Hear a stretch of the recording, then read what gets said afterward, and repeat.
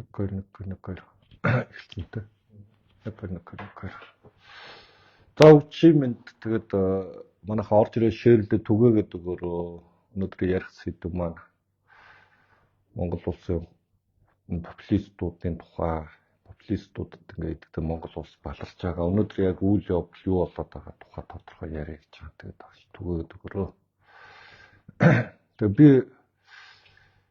популизм гэж юу вэ? Популист гэж хэм бэ? Популизмыг таних арга замууд ямар хөрсөн дээр популистууд ургадаг уу? Популист улс яаж сүрдэг үү? Түүнээс урьдчилан сэргийлж болдог уу гэд 5-6 цуврал бичсэн. Тэгээд яагаад энийг бичих болсон шалтгаан юу юм бэ гэхээр Монголд яг энэ популист үйл явдал руу хандж байгаа хандлага улам хүчтэй яваад эхэллээ л дээ. Мэдээж хүн болгоны бол үн хямдхан байх нь хэрэгтэй. Тэгээд тэрийг ингээд зохицуулах үнийг зохицуулах штаб байгуулж ингээд энэ зандан шатны засгийн газар энэ үйл явдал өөрөө хүмүүст бол гой сонсогчоор талахыг 1200 дээр ч юм уу 1500 дээр барья, махыг 12000 болгоё. Тэгэл гурилыг хэд байдг ингээд үнийг барья гэдэг ингээд 1000 төгрөг болгоч гэх юм ингээд энэ ингээд төр зохицуулаад ингээд ялангуяа ингээд популизм маягаар ингэж хийгснээсээ бол сүрдэг үйл явдлууд яг ийм үйл явдал ингээд Монголд давтагдаад явж байна. Ямар ч үн хан шиг ингээд барих боломж байхгүй. Энэ ч өөрөө зах зээлийнхаа эрэлт нийлүүлэлтийн зарчмаар явдаг. Жишээ нь юунд Ким Жон Уны аав нь тэр Ким Жон Ир гэж байхад Трайлийн амныхаа сайдыг 5000 вон одоо яг тэр хойд солонгосынхаа мөнгөөр барьсангүйгээр цаазалж ирсэн. Тэгээ тэнцээ тэгтээ нийлүүлэлт байхгүй юм чинь нэрэлт байгаа учраас тэнцээ үн барих ямарч боломж байхгүй. Венесуэл бас яг ийм үйл явдал болж исэн. Үн докторжуулах, үн барих, зохицуулах гэдэг. Тэгээ энэ ч өөрөө болтгүй зүйл юм аа. Хүмүүс сонсоход бол гой сонсогдно л доо хямдхан юм авахыг хүсэж байгаа те. Тэгтэл яг энэ өөрөө зах зээлийнхаа жамын эсрэг байдаг. Бидний 1992-оос 96 онд Часраагийн засгийн газрын хийх гэж оролцсон. Энэ мөнгө хэвлэж исэн те. Тэгээд юмны үнийг барих гэж оролцож исэн. Гидри инфляц гэдэг те 360% инфляц өсөж исэн боيو. Мөнгө хэвлснээсээ болж ингэж Монгол улс баларч исэн 92-оос 96 оны жишээ байгаа. Тэгэхээр яг энэ алдааг ингээд тавтаад албаар гэх юм уу, санаатаа гэх юм уу ингээд популистууд ингэж гарч ирж ингэж Монголыг хорлоод ингээд бид энэ үйл явдлаас ингээд мэдсээр ижиж алдах нь айгүй буруулчихдаг юм л та. Тэгээд энийг ярих хэрэгтэй юм байна. Тэгээд яг бодит одоо энэ дор чандын тэр үн зохицуулах хороо гэдэг те. Үн хөөрөгдөөд ингээд үнийг нэмээд ингээд ах юм. Тийм байхгүй штэ. Нийлүүлэлт байгаа эрэлт байгаа учраас нийлүүлэлт чинь өөрөө үнэ зохицуулж байгаа. Тийм учраас үн өсөж байгаа. 1000 хүнд хомсдуулах тийм ямар ч боломж байхгүй. Энэ нийлүүлэлт дээр хүмүүс эрэлт байгаа бол нийлүүлэлтээр нэмнэ. Хүн болгон нэмхийг бодно. Яагаад гэвэл тэнцээс ашиг олох гээд байгаа учраас тэрнээс нэг худалдаач юм уу 8 ч нэг хэсэг нөхдүүд хувилдаад үнэ нэмээ. Тэгээд тэрнээс нь болоод тэрийг зохицуулах гэдэг ингээд яг энэ Венесуэлд хийсэн алдааг бид ингээд авах гээд ингээд Монголд болж исэн үйл явдлыг бид ингээд автаад сууж байгаа юм аа. Тэгээ энэ бол боломжгүй. Юунуудад бол гой сонсогдож байгаа шүү дээ. Хүмүүст бол хямдхан юм ах те. Ингээд үнийг бариад яг ингээд махыг 100000 дээр бариад юм уу. Тэгээ одоо 15-20 таа те. 100000-д бариад талхыг 1500-аар барина гэвэл хүмүүст гой сонсогдсон шүү дээ. Гэхдээ энэ чинь ямар ч боломжгүй зүйлээ. Тэгээд ингээд улсаас хөнөөчих гээд ах юм. Тэгээд одоо энэ ахмадууд маань тэтгэр нэмгээд оролдоод ах юм. Тэгсэн мөртөө нөгөө талдаа уул уурхайг эсэргүүцээд ах юм. Энэ засгийн газар мөнгө хэвлээд ах юм бол та нарын авч байгаа тэтгэр чинь улам хог олоод мөнгө чинь хог олоод юмны чинь өснө. Яагаад вэ гэвэл эн чинь зүү тогтлороо явж байгаа. Тэгэд Өөрөөр хэлбэл тоогоо томруулахгүй ээж шүлийн өтгөн болго гэдэг хаас ч болохгүй ш. Дотор нь орж байгаа чанар бүтээгдэхүүн нэмэгдэхгүй болохоор яг энэтэй ингээ уялдаад байж исэн чинь юу болсон бэ гэхээр энэ оюутлогоо популистууд нэг хэдэн тэр тухан дээр цэцэгтэй байш ингээ Монгол Ардын намын нэг хэдэн популист дээрэмчингүүдийн үр дүл гарч ирээ солиороод ах юм. Тэр Батнаа аримтал тэр Баярбаатар л үү тэгээд тэр ховд орон байр нь болгооч болормоо гэдэг ингээ галзуу юм яриад ах юм. Эн чинь яг Венесуэл болсон үйл явдлаа. Венесуэлд яг ингэсэн байхгүй да.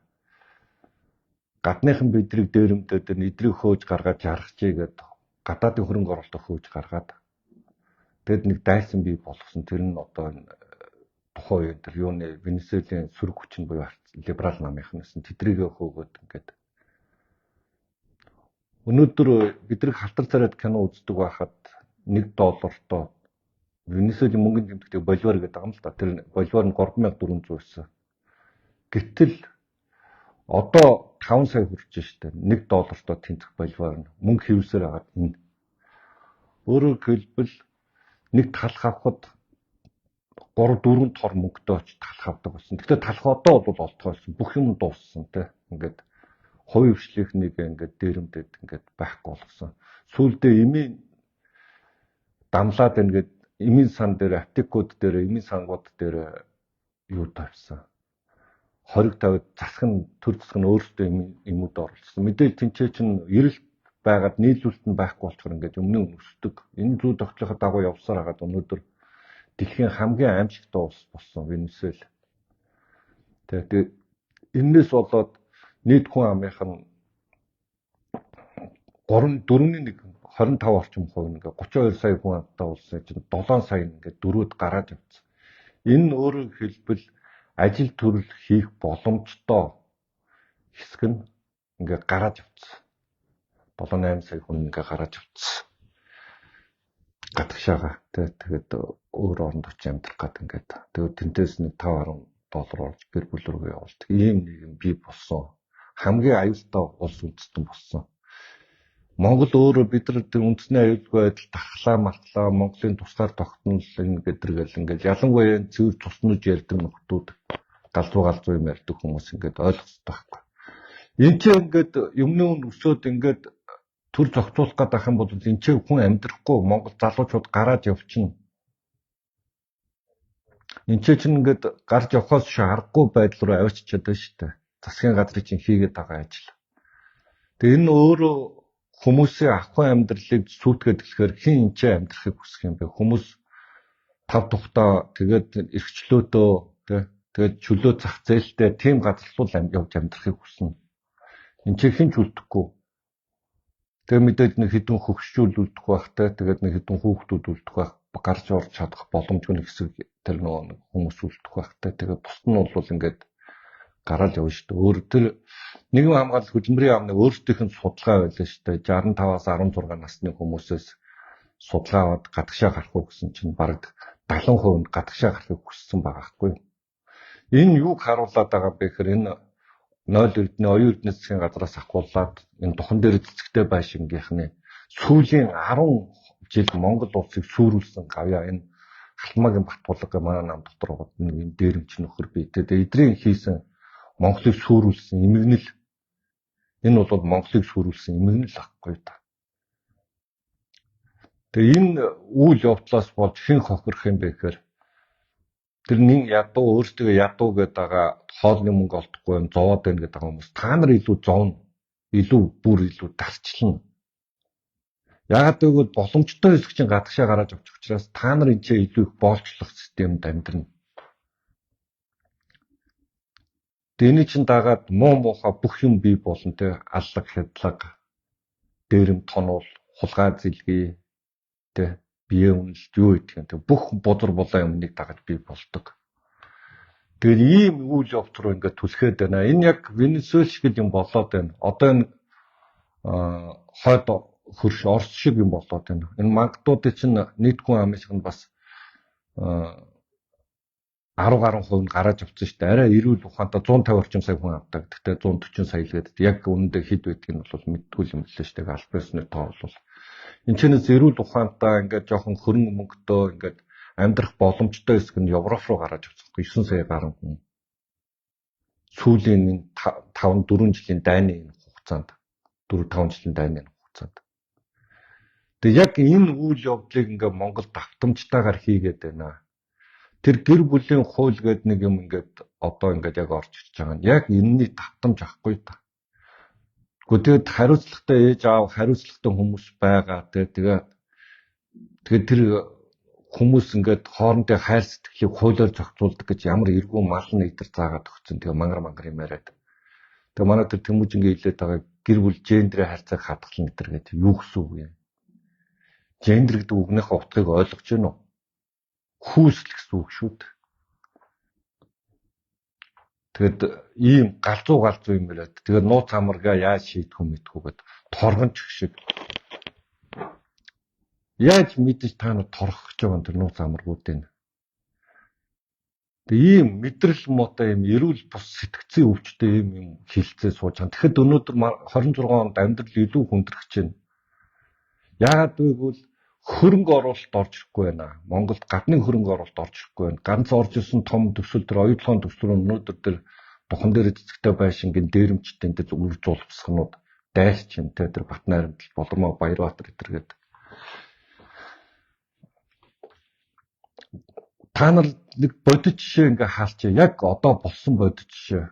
Хөтлийн цэм чохон үйлдвэрийг ард түмэндээ авсан бицтэй те. Тэгэхээр тэр хувийн хвшилтээр байхдаа олон 100 хүмүүсийг ажилтаа байгаад Монголын зах зээл дээр цемтө борлуулад ингээд тэнцээ олон хүмүүс цалин мөнгө аваад амьдарч ирсэн. Төр авсан чи юу болсон гэж тэнцээ хүмүүс ажилгүй болоод 60% зүгээр сул зохицолтой мөнгө 60% цалинжаад татвар төлөгч та бүдэр тэр хүмүүс 60% цалинжуулаад үйлдвэр нь дампуурсан. Төмөрлгүй үйлдвэр байна. Хувийн хвшил төсөл явуулж ирсэн чи тэрийг ав зогсоогоод одоо дампуураад ахаа тэнд ингээд 2-300 хүн ажилгүй болоод 60% цалинжаад байж байгаа. Зүгээр Эрдэнэс 5-7-оод тэр юугаа аваад харалтаа. Тэр ухаан удгийн 4% руу дайраад эдрийг ингээд ухаан удгийн авыг галзуу юм яриад. 96% чинь тэр Эрдэнэс 5-7-оор дээр байж байна. Тэгэхэд ухаан удаг тэнцээ олон хүмүүсийг ажил төрөлтөө байлгаад байж хат нөгөө талд нь 44 их 80 төгрөгийн хулгай. Төмөр замын төмөр замын хулгай, офтек гэрээнүүдийн хулгай. Энэ бүх хулгайтай ч оюун эрдэнэ засгийн газар, 0 эрдэнэ засгийн газар энэ Алтмаагийн батлага ерөнхийлөгч байхдаа л хийлээ шүү дээ. Одоо араас дахиад хулгай явна. Зөвхөн оюут толгой Эрдэнэс оюутлогоо Монгол гэдэг компани энэ оюутлогоо 34% эзэмшдэг гэдэг нэртэй тийм компани байгуулаад тэндээс 20 сая долларыг аваад оюун эрдэнэ баг хулгайгээд авсан биз дээ. Тэр солонгоо молонгоо те одоо энэ Батнайрамдлын тэр өмөөрөд байгаа хүмүүс нь одоо энэ Болормоогийн өмөөрөд байгаа хүмүүс нь хулгай хийж аваад тэрийг Англид аваачаад Монгол хаан жүжиг гэдэг тэр доромжилсан тэр жүжигээ авч тавиулаад Монгол хүнийг уурах тарих хаан болгодог болохоос биш мэдлэг чадвар эр зориг тэр үед жинхэнэ эр зориг хаан болгож ирсэн болохоос биш хор найруулаад тэгээд нэг тийм бохир заван юмар ерөөсөө явж исэн түүх байхгүй шүү дээ. Хааны тэр хаадын цадигт сургаал дээр байгаа шүү дээ. Тэ эрдэмтэн мэрэгтэйг ихс дээдс мэд хүндэлж ихс дээдс мэдэр хүндэл эр зоригт нэг анд нөхөр мэд шадрал гэд ингээд хилцэн байгаа байхгүй тэ.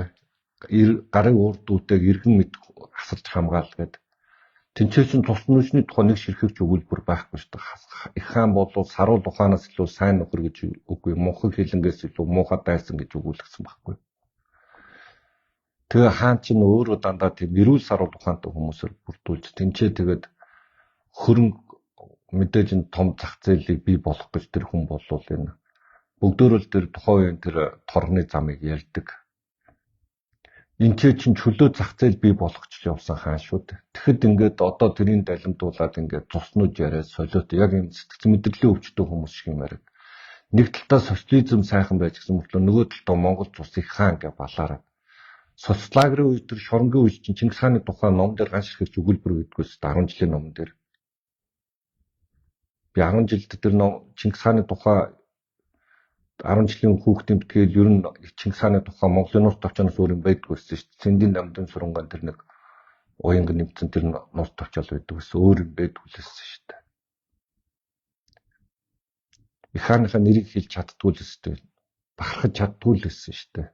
Тэгчээд нөгөө талд нь ингээд социализм сайхан байжгаа балаараад энэ сэтгц мэдрэлийн өвчтөй хүмүүс ингээд энэ нийгмээр чинь тоглоод байна. Ялангуяа тэр энэ популистуудыг ургах тэр таата хөрсөн ороод байгаа тэр соцлагерийн үеийг санагалддаг, өөртөө арчаагүй, залхуу те бусдын юмыг дээрэмдж аваад хуваагаад идэх чинь өөрт нь очино гэдэгт итгэдэг юм ухамжид харахгүй хүмүүсийн популистууд ч үр тариаг ургуулад байгаа байхгүй. Тийм учраас энэ популистуудыг таньж мэдэж авч идрээс ингээд өөртөө тархлаатаа болж энэ улс үндэстнээ аврахгүй бол одоо энэ улс үндэстнээс чинь тоглолоо. Магадгүй яг энэ янзаар явах юм бол хойдон бид нар Монголын план хідэнч гадагшаа гарах гэж тэмүүлэх юм бүү мэд. Бараг ингээд виз зултах юм бол бүгд л Европ руу, Америк руу, Солонгос руу, Япон руу, Австрали, Канада руу явна. Хизээж энэ золбон Орос руу очихгүй шүү дээ. Визгүй энэ золбон Орос руу одоо л визгүй байгаа юм золбон Орос ч. Тэгээ тийшээ хүмүүсүүд энэ хятад очиж хизээж хүмүүс амьдрахгүй шүү дээ. Дандаа соёлд хүн төрлөختөн л явж амьдрахыг хүсэж байгаа. Хойд Солонгост очиж амьдрахгүй. Тэгэхээр ингээд нийгмээс хөнөөгөөд ингээд улс үндэстнээ сүрүүлчих гээд байгаа учраас энийг нэг сайн ойлгож хараач. Тэгэд энэ популистуудыг ингээд хийж байгаа үйлдэл нь ялангуяа нарцсан намын сөрөг хүчнээ хийх тэр үйл явцаа нээлттэй улам их хурдтай хий. Ялангуяа ерөнхий нарийн бичиг дарга Ганнибалаа чи тэгээд нэг намаа манлаад гаргаж ирдэг юм лидерүүд баймаар байна. Зүтгэрлээ. Тэгээд мэдээж парламент дотор сөрөг хүчнийхээ ажлыг сайн хийж байгаа бодлогын төвшөнд парламент дээр үнэхээр сайн байгаа. Манай Тэмүүжингээс ахуулаад те манай Баярмаагаас өсүүлээд ингээд сайн байгаа. Цэнгүндүү байна те л одоо ингээд сайн байгаа залуу манай нарцсан намынхаа. Гэтэл яг нөгөө бодит байдлыг нийгэмдэр хүргэж өгөх ёстой тэр улс төрчөө өөр хоцроод байна. Ялангуяа яг одоо энэ үйл явц дотор бид нар ингэж гарч ирж дуурахгүй бол одоо энэ үн зохицуулах штаб гэдэг юм чинь үнийг хөөргөлийг хязгаарлах штаб гэдэг юм чинь цаашаа юу вэ гэхээр бүх юмыг сүйтгэн шүү. Махны өнөсч जैन гээд одоо нэг сонин юм гаж юм болоод байгаа шүү дээ. Чэнжүүд ингээд махны үн нэмээд байгаа учраас захууд нэмээд ингээд малчтыг өөрсдөр нь авчраад заруулчихъя гэд мангартаад. Тэгээ тэр нь юу болсон бэ гэхээр тэнцээ нэг ахаад нэг мал хүний мал мах авчраад зарж байгаа нэг нөхөр зогсож байгаа байхгүй та. Тэрнээс тэнцээ 40-100 малтай хүн нэг 2 хоньны мах зарах гэж зогсож байгаа хөө тийм байхгүй шүү дээ. Ахаал тэнцээ худалдаа авалтаа тэр зах зээлийнхаа зарчмаар явж байгаа. Тэр ингээд нэг зүгээр худалдаа авалт зах зээлийнхаа зарчмаар явж байгаа юм руу төр орохоор ингээд сүйтгээд байдаг юм а. Тэгээд тэнцээ чинь хамгийн муу чанар муутай тэгээд заваан бохор орчинд ингээд махаа зараад ингээд. Ахаад нэг хэсэг чэнжүүдийг би болгочих жоохгүй та. Тэр ийм энгийн юмнуудыг ингээд ойлгохгүйгээр ингээд энэ популистуудаас болж ингээд улс үндэстнээ сөнөөлгөж болохгүй. Тэгээ Монголд үнэхээр хайргүй хүн гэж юу ах вэ? Тэгээ улс үндэстнээ бодож ингэж улс төрөө хиймээр байна. Тэгээ ийм популистуудад итгэж ингэж улс төрөө ингэж сүрүүлж ингэж улс үндэстнээ сүрүүлж болохгүй. Тэнд нэг юм одоо энэ Санхүүгийн Ганбаатрын Хиншүү Ганбаг одоо энэ Батнайрамтлагын энэ духан дээр цэцэгтэй байшин нэг дээрэмчний зулбсаг байгаа шүү дээ Батнайрамтлагын. Тэр зулбсаг эдрийг яриад байгаа юм чинь популизмын арга зам дотор юу н харагдаад идэх юм бэ гэхээр эдгээр чи яг нөгөө нэг юм хүмүүсийн ялгамжтай амьдрал дээр дөрүүлж хооронд нь алцуулаад эхэлж байгаа байхгүй юу? Яг энийг хэн хийсэн бэ? Алтмайн Батулга 30 гэр бүл гэж заагаад алцуулсан шүү дээ. Яг тэрэн шиг яг ийм улс төрийг хийдэг байхгүй да. Яг тэр 30 гэр бүлийн хийн яагаад энэ буруу болчиход байгаа тий? Америкт бүх хүмүүс нь тэр бомтон биштэй хүмүүсээ тэнцээ цөөхөн тэр бомтонгууд байгаа. Хятадсан бүхэн тэр бомтон биш.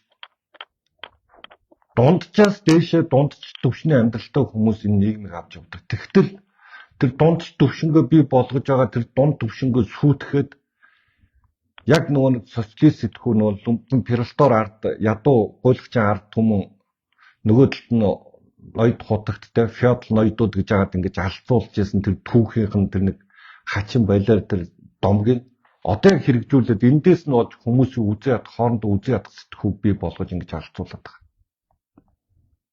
Нөгөөх нь бол энэ эх оронч гэдэг байгаа энэ социалагрын үеэр ойлгогдсон сэтгхүүтэй хүмүүс. Улс үндэстнээсээ эсрэг үйлдэл хийчээ тэрийг эх оронч гэж сээжэд дэлддэг.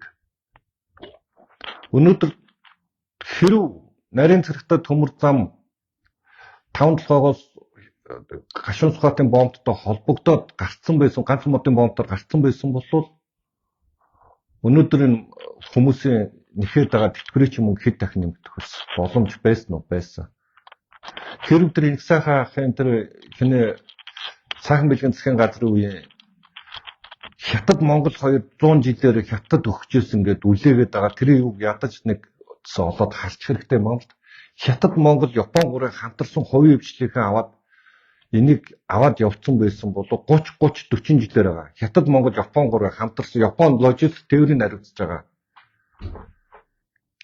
Тэгэд энэ гурван газар ингээд тэр гурав ингээд хийцэн байсан бол өнөөдрийн хүмүүсийн чинь амьдрал хэд дахин дээшлсэн ба. Тэр өдрөөсөө эхлээд шууд татвар төлөх байсан. Өнөөдөр төмөр зам улсын мэдэлд ирсэн байх хэвээр нарийн цэрэгтэй төмөр зам. Тинчээ 5 дахь цэцлэгийн станц баригдаад өнөөдөр бид нар утаа энэ ялангуяа Улаанбаатарын энэ цуурамшил газар байгаа хүмүүс утаа хордлоо өглөө хатлаа одоо яана гэд тэгж сандрахгүй авчихсан байсан. Эрчим хүчнийнд үн хямдарсан байх байсан. Асар их хөрөнгө оруулалт орж ирээд бидний амьдрал одоо энэ ахмадууд нэг сая төгрөгийн тэтгэвэр авч яа нэмээр ингээд байгаа ахмадууд та нарын тэтгэвэр дор хаяж 3 сая болоод $2000 долларыг хаяж өсөг байх хэрэгтэй байсан. Энэ бүх зүйлийг гацаахчихсан хүмүүс яагаад эх орончийн дүр тоглоод байдг юм бэ гэхээр яг тэр социалагрын үеийн сэтгхүү буюу хүн болгон тэр эх орон Монголоо гэх тэр сэтгэл зүрхэн дээр чинь тоглож ингэж бий болгож ингэж өөрсдөө чинь сүрүүлээд байгаа маа. Өөрсдөө чинь сүрүүлээд байгаа. Тэгээд ийм нэг нийгмийн ялгамжтай байдал, амьдралын чанарын ялгамжтай байдал дээр чинь сүрүүлээд байгаа. Нөгөөх нь хэсэг нь бол хэн нэгэн таны боломжийг хулгайлцсан юм шиг ойлгож, дайсан бий болгож ингэж тэмцүүлээд байгаа. Одоо би тэр элбэг дөрж гэдэг энд үнэхээр Монгол супер улс төрч, дэлхийн хэмжээний улс төрч болчихлоо. Энэ хүн улс төрч угаасаа тий. Тэгээд энэ хүний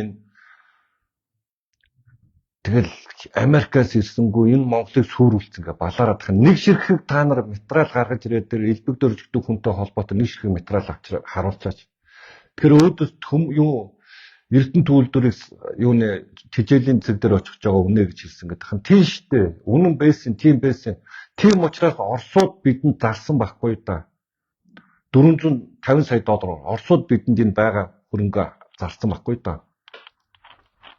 49% нь Оросд байсан байхгүй. Орос ашиггүй болчихлоо. Тэр үед төсний үн унтсан. Тэгээ юу зардал ихсэн. Олборлох зардал ихсэн. Тэгэд хувийн хвшлийнхээ 16 оноос авч хөрөнгө оруулалт хийж явсаар агаад өнөөдөр тэгээ хөрөнгө оруулалт хийж авч явсаар агаад тэр хинээ зандын шатрын рекламадад байгаа тэр ордыг олсон байхгүй доо. Олон жилийн хөдөлмөрийн үр дүн энэ Оростой манай хамтарч байхдаач ГРП гэд байдгийн геологи гэдэг Эрдэнэ төлөвлөлт тэдэр хийж ийсэн. Олоогүй. Явж 10 жилийн дараа олдож байгаа энэ чинь тэрнээс зандаа шатар нэг шүн хурц лоцоо барьж очоод ухаад тэ жото барьж очоод лом барьж очоод ухаад нэг шүн ухаж агаад орд олцсон юм ерөөсөө биш тэ. Тэгээ ийм муухай ийм балиар популистуудтай итгэж улс үндэснээс сөнөөгöd байна. Үр хүүхдийнхээ ирээдүйг сөнөөгöd маргаашиг устгаад байна. Өөрсдийнхөө өнөөдрийг сүйтгэхэд байна. Тэгээ яг боломжтой хэсэг ингээл гараад явчихна. Хэлж ярьж байгаа тэгээ болохгүй болохоор орхиод явдаг юм байна. Энэ Шри-Ланкийг харж байна те. 22 онд нэг мэдрэл мотор нөхөр гарч ирээд манай улс бас л яг энэ зандын шатрын хиншүү гамбаа мамбаш нэг юм популист нөхөр гарч ирэл. Манайх эко бүтээгдэхүүнүүлвэл хэмээн бордоо тарихгүй гэж нөө Шри-Ланкийн газар тариалгын салбарыг сүрүүлээ устгаацсан шүү дээ. Тэг яг л ийм юм болдог байхгүй да.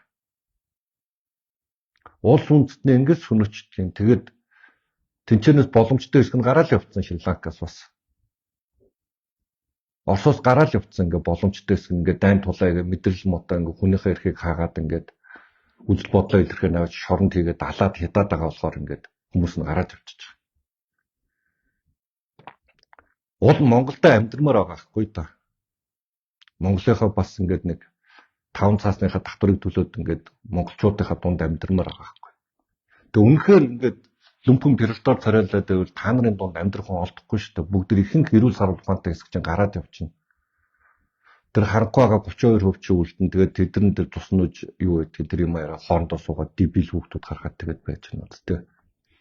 Ийм байна. Тийм болохоор энэ Монгол ардын намын энэ хийгээд энэ хинэ зандны шатрын толгоолоод байгаа энэ нэг оркуудыг хийж байгаа үйлчлэл ялангуяа арсан намынх яг энэ бүгдийг задлж ярьж хүмүүст ойлгуулж ялангуяа одоо энэ яалтаа энэ үн зохицуулах хороо гэдэг энэ балан амын татан буулгах зогсоохгүй бол энэ хүмүүсийг сүрүүлнэ шүү. Сонсоход гоёо мэдээж үнийг барих гал хязгаарлах гал энэ тэр ийм боломж байхгүй. 2012 онд арсан нам засаг бариад миний эсэргүүцэд хамгийн дургүй байдаг юм бол үн докторжуулах хөтөлбөр гэж балан юм хийгээл гисэн штэ. Нефтийн компаниудад татаас өгөөл. Тэгэл үн докторжуулах хөтөлбөр гээл тэгэл сангуудаар мөнгө дамжуулаад. Тэгээд тэрний дараа сүүлийн 2 жил нь юу болсон бэ? Юмны үнэл өсөө үсттэй. Тэгээд одоо бол бүр үн барих гэдэг штэ. Үний чинь барих гэдэг. Талах махыг чи яг энэ хэмжээнд тэрнээс илүү ахын бол дамын 8 гэж үзэх юм уу? Юу гэж үзэх юм? Тэгээд торох юм уу? Яах ингээд энэс чинь болж сүрдэг юм аа гэдгийг ингээд дэлхийн нийтийн юм олон жишээнүүд байна. Энд чинь зах зээлийнхаа зарчмаар явах хэрэгтэй. Ингээд чөлөөлчих юм бол илүү их хөрөнгө оруулалт орж ирээд илүү их ахын бол бидний амьдрал сайжирна. Тэгээд тэр халзан мөрөгдөө тэр ураны төсөл мөслүүдийг битгий эсэргүүцэлтэй гадны хөрөнгө оруулалтууд орж ирж бидний амьдрал сайжирна. Уул уурхайн төслүүд явж ирээд бидний амьдрал сайжирна. Тэр 100 сая малтай байгаа чинь тэр чинь хувь хүмүүсийн мал штэ. Улсын мал биш хөө малнуудаа. Тэр улсууд хүмүүс нь өөртөө малаа яаж маллаад хэн зарах нь тэр хүмүүсийн асуудал. Тэгэд зах зээлийн нээгээд өгчих юм бол тэр хүмүүсийн чинь мах хүнд ороод тэр хүмүүс чинь илүү их тэр үлд юу фермерийн аж ахуй тэр тэгээд бэлчээрийн аж ахуйгаас илүү их ашиг олох боломжтой. Бүх юм ин хаагаад ингээ боомлоод тэгээ балаарах юм л энэ сүрнэ. Одоо тэг үнээ саадаг хөдөө мал үнэгээ саадаг аль баг байхгүй болсон байна гэдэг байгаа байхгүй. Тэг үнээ саахаар тетэн төгрөг өгнө гэдэг балаараад ноосны мөнгө төгрөг гэдэг ингээд хүн өөрийнхөө юмыг малчаад өөрөө ноосоод тушаагаад өөрөө ашиг олж авч ягаад дээрээс нэмж мөнгө өгөх ёстой юм. Өөрийнхөө малыг үнэнийхээ сүг саачаад тэр нь зарчаад зах зээл дээрээс ашиг олж авах нь ахаад дээрээс нь ягаад татвар төлөгчдийн мөнгө өгөх ёстой юм. Тэгээ иймэрхүү юмнууд байдаг. Тэгээд энэ бүгдийг ингээ эрүүл ухаанаар бодоо ингээ улсаар сүрүүлчих вэ. Улсаар чинь тоглоод байна шүү. Нөгөө нэг туснууж ярьдаг та нар чинь тэгээд туснуужаа хамгаалж чадхааргүй хүмүүс нь гараад явчихна штэ дөрвөд.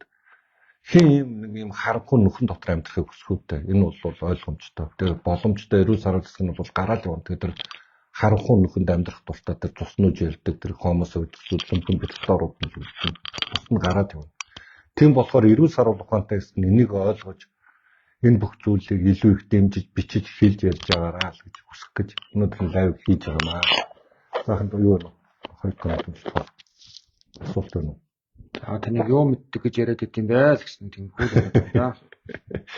Гээ бол мэдээд л яриад байгаа. Тэгээ уншаад тэгээд юу яг юуг мэдгүй гэж яриад байгааг юм хэлэлтэй ядаж тээ.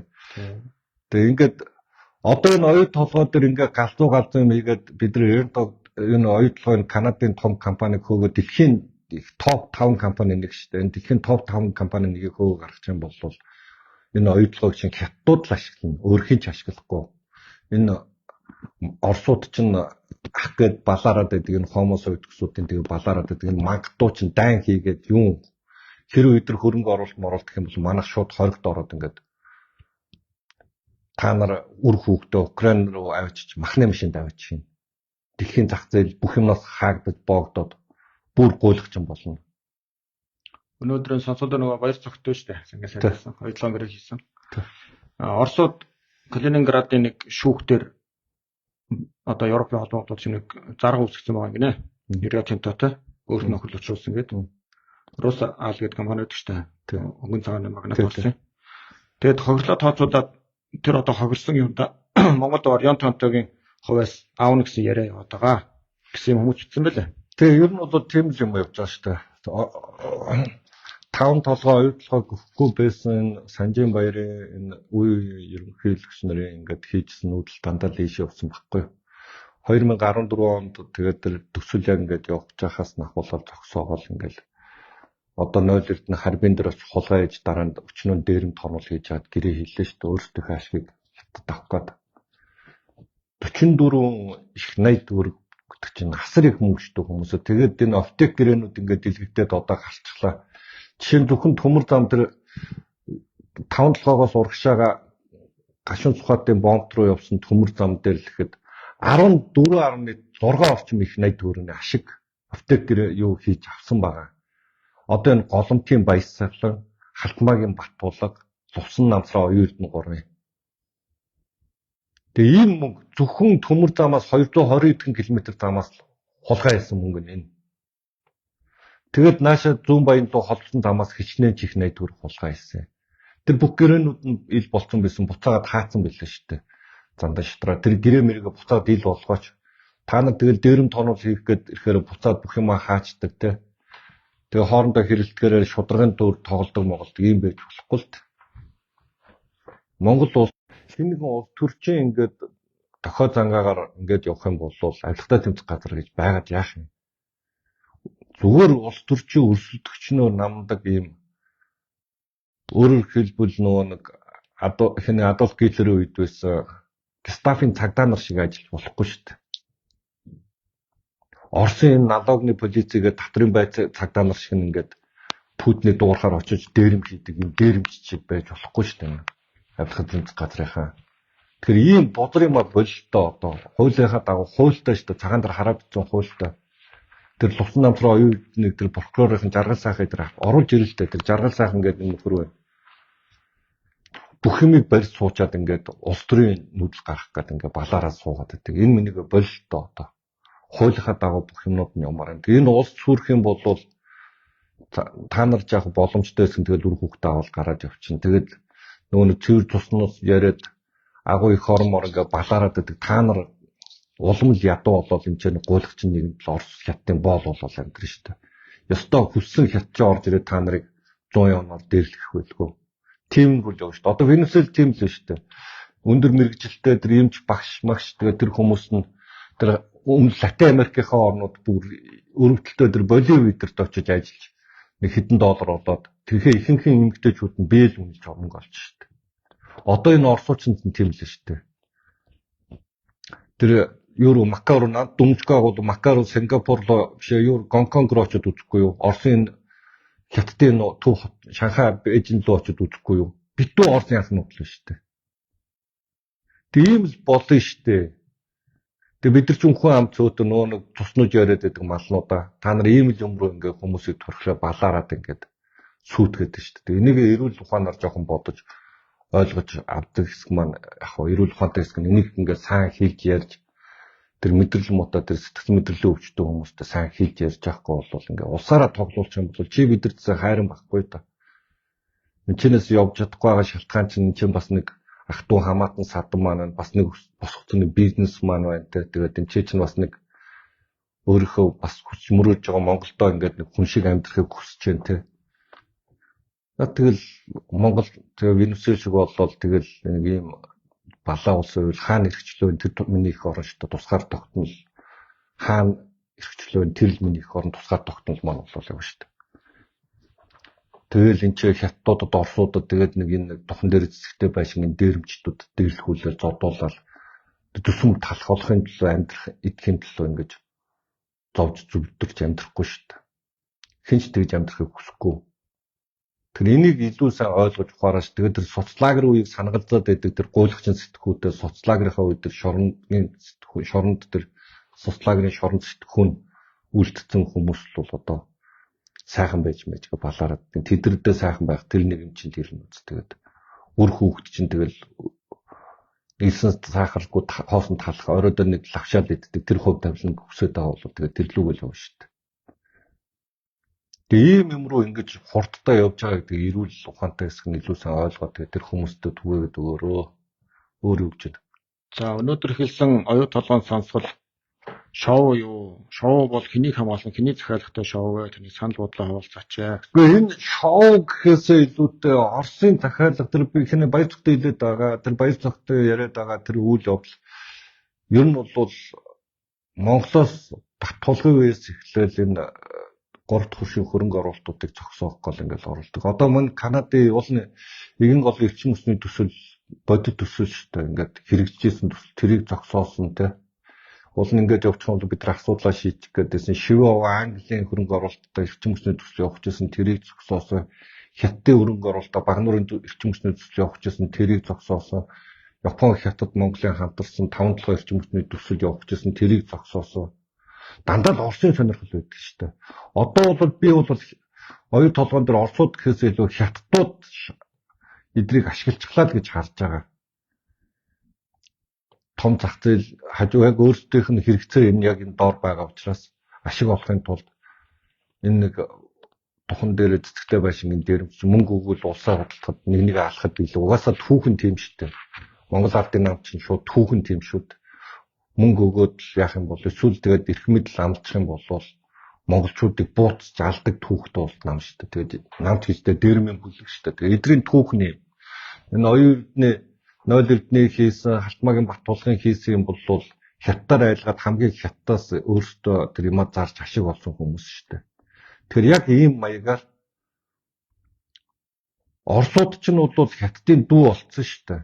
Тэгэд Оросуудаар захиалга өгүүлээд Бээжин Москва захиалга Москва Монголд хэрэгжүүлж байгаа энэ чинь духан дээр цэцэгтэй байшингийнхнаар хэрэгжүүлж байгаа л үйл явдал шүү дээ. Одоо бол нэг тийм тэрэмэл санаархаал оюутлог авах тэр хэмжээний мөнгө төгрөг нэгдүгээр байхгүй. Бид чинь дайныхаа 40% усгаад 40% тэр хүн алхахад хүмүүсээ махны татж болох гэж зориулж байгаа.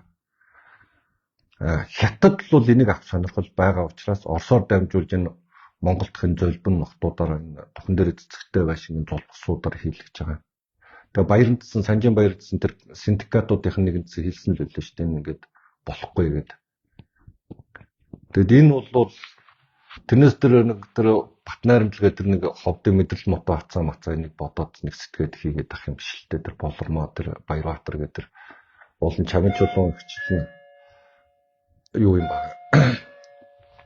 Жүжигчний хүүхдийн юм лээ тэр Баярбаатар гэдэг чамчуулангаа бол мэддэг хүмүүс бол тэр хүүхд мөхтэй мэдээж ээж хөвгөнд аав хөвгөнд оронч гэж байхад тэгтээ бас нэг хажуудлаас нь үгүүлж аншуул арай Монголыг хорлох нь баг болох юм болов яах юм бол.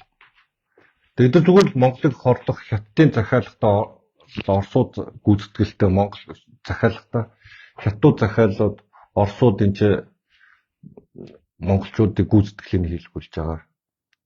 Даалгавар биелүүлж байгаа гүйцэтгэгч нар шүү дээ. Зүгээр ийм л юм байгаа. Тэрнээс биш нэг тэнцээ ингээл ямар ч тооцоо судалгаа байхгүй мэдрэл муутай сэтгэл мэдрэлийн өвчтөн юм яриад яг нэг юм том уурхаа олцоод хайгуул хийж байгаа нэг юмыг олчингууд нахаа хажууд нь тийм үйлдвэрээд тийм сэтгцэн өвчтөн хүн гэж энэ хорвоо ертөнцийн яаж байх вэ? Тэгэд ийм балаа юм хийгээд ингээ балаа галзуу юм яриад Монгол улс тэдэн тэрбум $4 өрөнд орж ирнэ ингээ мэдрэл муутай юм яриад ингээд. Одоо энэ ялангуяа тэтгэр авж байгаа ахмадууд халамж хүртээд ингээд нэг тэр хүүхд юм мөнгөлээ. Толон хүнсний толон молоо аваад байж байгаа энэ хомос өдгсүүд энэ нэг хүн сүргийнхэн ойлгох ёстой шүү дээ. Энэ орж ирж байгаа 10 төгрөг тутмын чинь 3 төгрөг нь оюутлогоос ирж байгаа мөнгөө. Тэр халамжийн чинь 3 төгрөг болгоно оюутлогоос ирж байгаа 10 төгрөг тутмын чинь 30%. Энэ ахмадуудын тэр тэтгэврийн чинь 30%. Энэ цагдаа сэргийлэх ажилтны чинь цалингийн 30%. Энэ эрүүл мэндийн байгууллага багш нарын цалингийн чинь 30%. Эмч нарын цалин эрүүл мэндийн байгууллагын сургууль цэцэрлэг юу гэдэг энэ чинь урсгал задлаа чинь 30%. Оюутлогоос орж ирж байгаа мөнгө шүү дээ. 30% нь ийм орж ирж байгаа мөнгө. Тэг чин тэгээ энийг ойлгохгүй ингээд галзуу юм яриад ингээл улс үндэстнээ сүйтгэхэд байж болохгүй. Тэгээд өөр юм за тэгээд дуусгая. За өөрөөр тэгээд Украины дан яаж дуусголоо тэр зүйлүүдээ болов хуваалцаачаа гэсэн байна. Нэлээд урт юм болчих юм болоо яах вэ? Тэгээд энэ Украины даймаа ярил бүр галзуу болсон. За яг ингээд тийм ер нь бол популистуудыг популистуудыг таних 10 арга байдгийг би бичээд оруулсан байгаа. Тэгээд бүр болохоо байхаараа нэг хажуудлагын хөршийг нэг дайсан зааж өгвөл тэгээд Украины дан шиг дан хэлдэг үстэй. Тийм. Ерөөсөө популистууд чинь ингээд дотоодын болон гадаадын дайсан би заавалчгүй бэлддэг. Халтмаагийн Баттуулгын та нар яг ямар төсөл оруулж танилцуулсан юм? Санхүүгийн Ганбаатар жишээ нь ямар хуулийн бодлого оруулж танилцуулсан. Тэ одоо энэ Бат найрамдлагад байгаа энэ нэг ардын намын духан дээр зүйтэй байшин нэг золовсог бацаа. Энэ ямар юу бодлого оруулж танилцуулсан. Юу ч оруулж танилцуулаагүй шүү дээ. Тэгэхээр чи ингээд бүх бодлогонууд нь ингээд ихэнч юу ч оруулж ирж юу ч танилцуулаагүй байхгүй да. Ямар ч юм зүгээр л ингээл дайсан заагаал хятад манаа дайсан цэвэр тус аварна мэдрэл мото энэ уурга тарихаар амьдрдаг гэдгийг хүмүүс болгон одоо ядаж мэдж байгаа байлгүй те.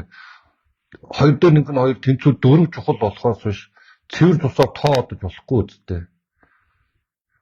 35 үсэг мэдээж хүн ингээд юмыг уншиж анцаг олно гэхээс биш цэвэр тусаар уншиж болохгүй үстэй энэ чинь. Тэгээ ийм галзуу мэдрэл мото юм ингэж зааж агаад тэгээ өөртөө хулгай идэг. Энэ 2012-аас 16, 20-оос 24, 24-өөс ингээ одоо ингээ 3 дахь сонгож байна. Сайн хүүгийн Хиншүү Гамбагийн гаргаж ирсэн ганц хуулийн төсөл байна уу?